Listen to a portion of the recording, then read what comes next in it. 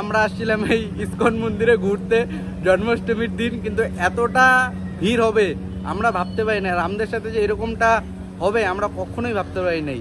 ভিডিওটা তোমরা দেখলে পরেই বুঝতে পারবা। হ্যালো গাইস, তো আজকের ব্লগটা শুরু করতেছি বাড়ি থেকে। আজকে হলো জন্মাষ্টমী, কৃষ্ণ জন্মাষ্টমী। তো আজকে আমি এই ভাগ্নিকে কৃষ্ণ সাজাচ্ছে দিদি। তারপরে এখন যাব আমরা ইসকন মন্দিরে ঘুরতে। এখন দেখি ভাগ্নি রেডি হয়েছে কিনা। দেখো এখানে মা আছে, এই দেখো আমার ভাগ্নিকে দিদি সাজাচ্ছে। ও মঙ্কু দেখি, ওই দেখো দেখ লিপস্টিক খুলতেছে না দিয়া দিবে, আমি তার জন্য খুলছে আমার জন্য। লাঠি আলাগুলো সুন্দর দিকে আনতে লাগবে। বন্ধুরা আমাদের তো আবার হয়ে গেল রেডি হওয়া।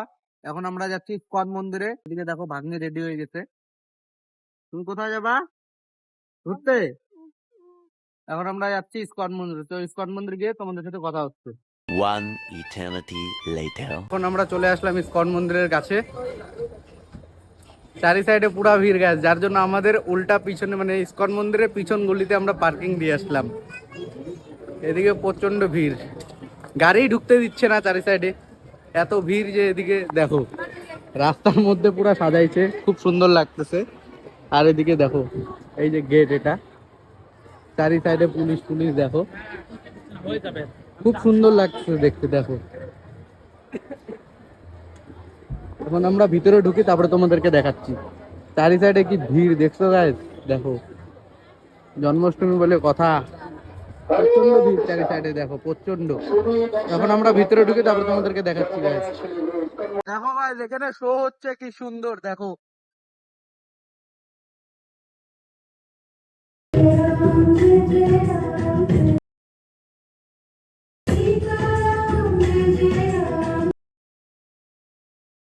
A few inches later. আমরা জাস্ট ভিতরে ঢুকলাম ইসকন মন্দিরের ভিতরে, এত ভিড় বলার বাইরে, মন্দিরে ঢুকা যাচ্ছে না গাইস, মন্দিরে ঢুকতে পারবে না। দেখো এত ভিড়, মন্দিরেই ঢুকা যাচ্ছে না, প্রচন্ড ভিড়। দেখো চারি সাইডটা দেখছো কি ভিড়, মন্দিরে ঢুকতে এত ভিড়। দেখো চারি সাইডটা খুব সুন্দরভাবে সাজাইছেও, দেখো খুব সুন্দর সাজানো হয়েছে। ওখানে নাচানাচি করতেছে। এখন আমরা মন্দিরে ঢোকার জন্য লাইনে লাগি। আমার ভাগ্নিকে দেখো, এই দেখো তোমার বাসি কই, বাসি। আমরা এখন মন্দিরে ঢুকি, তারপরে কথা হচ্ছে তোমাদের সাথে। প্রচন্ড ভিড়, দেখতেই পাচ্ছ।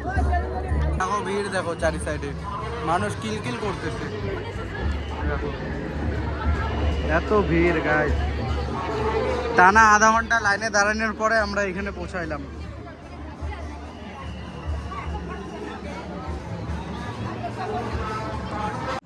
আমরা ভাবছিলাম যে ঠাকুরের সামনে গিয়ে নিয়ে ভাগ্নির 2-4টা ফটো তুলে দিব আর কি, কিন্তু এখানে এতটা কষ্ট করে আসলাম আমরা ভিতরে, তারপরেও এখানে ভিতরে দেখি আরো ভিড়। মানে বাইরেতে তো ভিড় আছেই, কিন্তু ভিতরে দেখি বেশি ধাক্কাধাক্কি হচ্ছে, যার জন্য আমরা এত গরমে সহ্য না করতে পারি। যেহেতু ভাগ্নি আমার ছোট, আর আমার দিদিও গরমে পুরো ঘামিয়ে যাচ্ছিল, আমিও ঘামিয়ে যাচ্ছিলাম। এতটা গরম লাগছে ভিতরে, তার মনে হয় যেন সিদ্ধ হয়ে যাচ্ছে, পুরো ভাপ বেরাচ্ছে।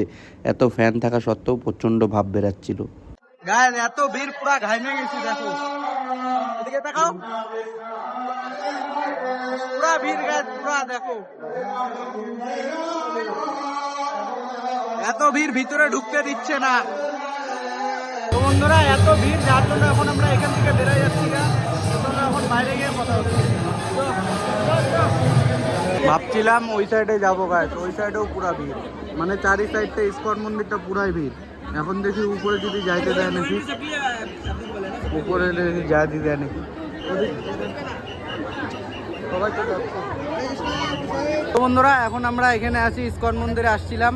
তো এখন আমরা এখান থেকে বেরিয়ে যাবো, কারণ কি চারি সাইডে প্রচন্ড ভিড়, জায়গায় নাইগা।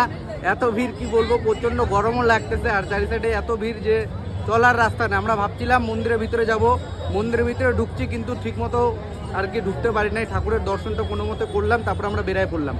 তো চলো এখন আমরা বেরিয়ে পড়বো। তো চলো বাইরে গিয়ে তারপরে তোমাদের সাথে কথা হচ্ছে। এখানেও নাচ করতেছে পাবলিক।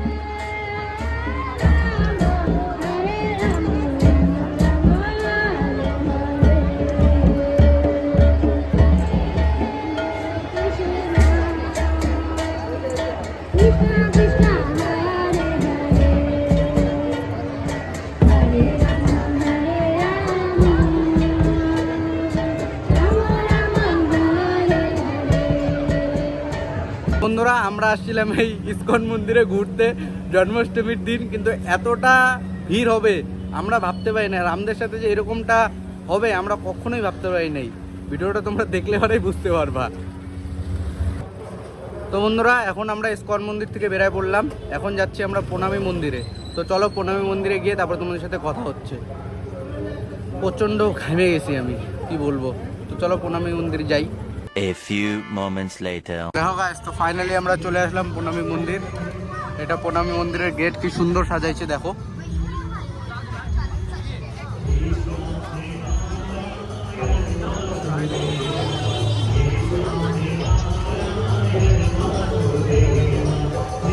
ফাইনালি এখন আমরা পৌঁছায় গেলাম প্রণামী মন্দিরে। প্রণামী মন্দিরটাও ফাঁকা আছে গাইস। এখন আমরা মন্দিরের ভিতরে চলে আসলাম। আর হ্যাঁ, এখানে খুব সুন্দর ডিসিপ্লিন মেনটেন করেছিল, কারণ কি এখানে এত সুন্দর মেনটেন ছিল যে কোনো ভিড়ভাট্টা জমার কোনো চান্সই ছিল না। আর এখানে কাকুটা গান করছিল, এত সুন্দর গান করছিল যে বলার বাইরে, যার জন্য আমরা এখানে আধা ঘন্টার মতো এখানে আমরা দাঁড়িয়ে দাঁড়িয়ে গান শুনছিলাম। এত গরম, তাও এখানে গরমটা ঠিক ছিল, কারণ কি ফ্যান চলছিল, টনটনার দিক মানে মেনটেন ছিল আর কি, সব দিকে একদম খুব পারফেক্ট ছিল। এর জন্য প্রণামী মন্দিরটা খুব ভালো লাগে আমার। ইসকন মন্দিরের চেয়ে প্রণামী মন্দির যাও, প্রণামী মন্দির খুব সুন্দর। এখন আমাদের প্রেম মন্দির ঘোরা হয়ে গেল। এখানেও এরকমই ভিড় আছে, ইসকন মন্দিরের থেকে একটু কম, কিন্তু এখানেও ভিড় আছে। তো এখন আমরা চলে যাচ্ছি বাড়ি। তো চলো বাড়ি গিয়ে তারপর তোমাদের সাথে কথা হচ্ছে। তো বন্ধুরা, এখন আমরা ডাইরেক্ট চলে আসলাম বাড়িতে। এদিকে দেখো, ওদিকে ভাগ্নি হেঁটে হেঁটে যাচ্ছে, মা রান্না করতেছে। দেখো এখন ভাগ্নি জামা কাপড় খুলে দিচ্ছে। আমরা মেলা বাড়ি গেছিলাম না, দেখো প্রণামী মন্দিরে গেছিলাম। গরম লাগে খুলো বলে, গরম লাগে বলে। এখন ভাগ্নে এখানে জামা কাপড় খুলুক। তো বন্ধুরা, এখন আমরা চলে আসলাম বাড়িতে। আর এত গরম গায়ে, ওদিকে সব জায়গাতে ভিড়, মানে রাস্তার চার সাইডটা এত ভিড় ছিল যে বলার বাইরে, পুরো জামও ছিল। অনেক কষ্ট করে আমরা বাড়িতে আসলাম। তো আজকের ব্লগটা এখানেই শেষ করছি, দেখা হচ্ছে নেক্সট ব্লগে। আর তোমরা যদি চ্যানেলে নতুন হয়ে থাকো তো চ্যানেলটা সাবস্ক্রাইব করতে ভুলবা না। তো চলো, টাটা।